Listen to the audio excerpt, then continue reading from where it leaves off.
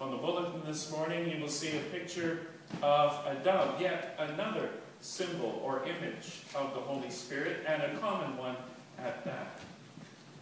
But one image you won't see quite as much, but one which is powerful nonetheless, is the image of a wild goose.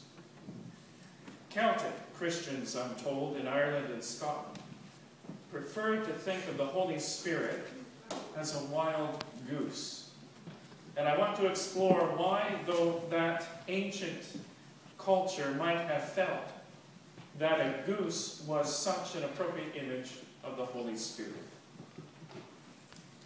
If you think of the Holy Spirit as a dove, which is on your bulletin this morning, you might very quickly move to images of peaceful cooing and beautiful plumage and contented rest and serenity. And the Holy Spirit may very well be all of that.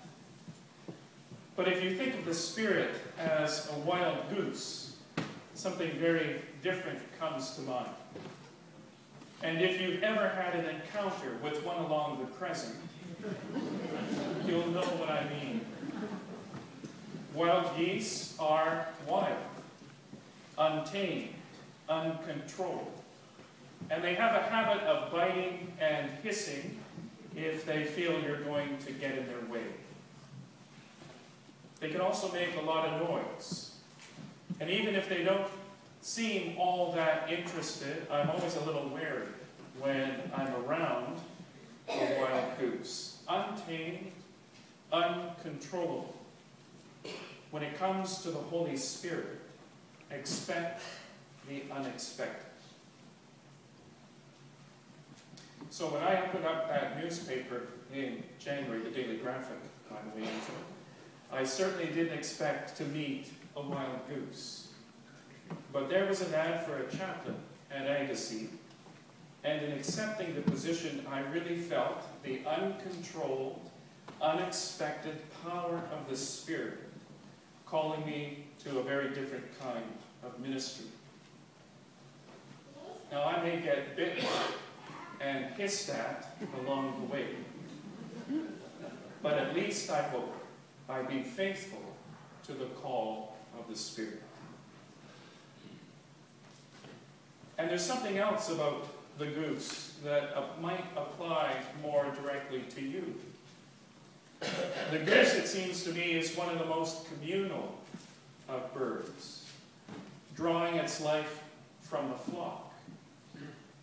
And even if for a few hours they break off into 2s or 3s or 5s or 6s and fly off to a field, they always return at the end of the day along the crescent en masse. It's an image of community. And it reminds us that God's Spirit is not a spirit of individualism, but of community. The Spirit, when it is the Holy Spirit, brings people together to support one another and accompany one another for a space of time. We are profoundly grateful that we have had this time, that God has brought us together, and I believe will continue to hold us together, but in different ways. Each and every one of you, the whole communion of saints, living and dead, in this place, will always be a part of us. The Spirit has brought us together.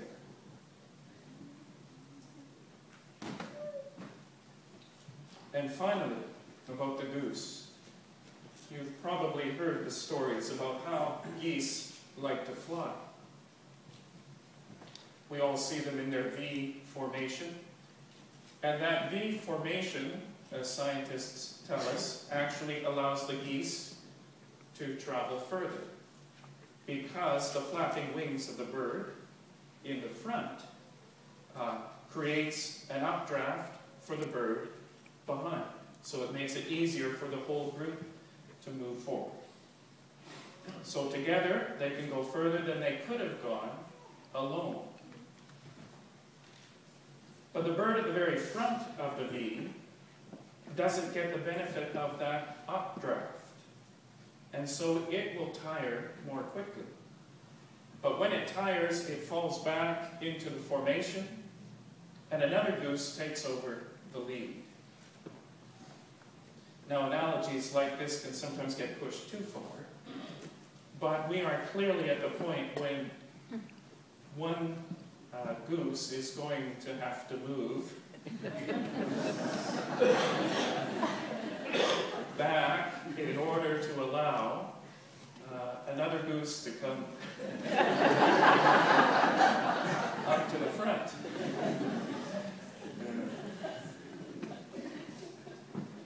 Many of you will be called upon to lead, especially during this time of transition.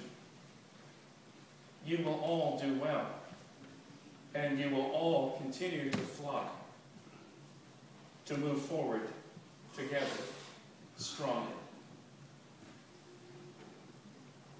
Now I'm also told that when geese, you hear them honking in that V formation, they're there to encourage the goose at the front. So I hope that all your honking will be encouraging one another and your new leadership.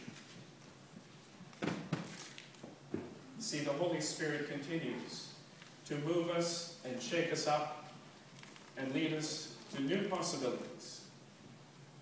The Spirit is fire and wind and dove, but today also, and maybe especially today,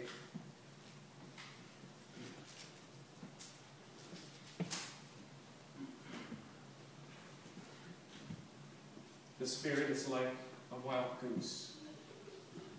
So consider the goose and be encouraged.